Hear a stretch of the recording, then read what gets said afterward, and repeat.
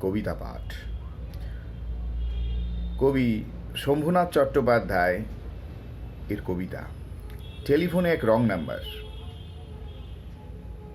আমাকে তোমার কোনো প্রয়োজন ছিল না কখনো, আমিও নির্দিষ্ট কারো ঠিকানায় ডায়াল করিনি।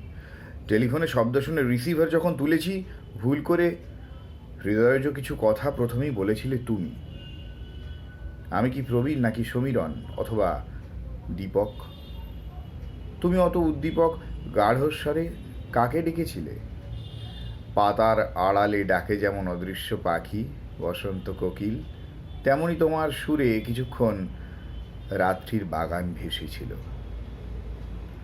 তুমি কি সুজাতা নাকি দেবযানী আমি তা জানি না, জানি তবু যৌবনের কণ্ঠস্বর এমনই বিহ্বল স্বরের ডাকে বিনিদ্র রাত্রির টেলিফোনে, যেন নিশি ডাক দূরে অন্ধকার দক্ষিণ হাওয়ায়।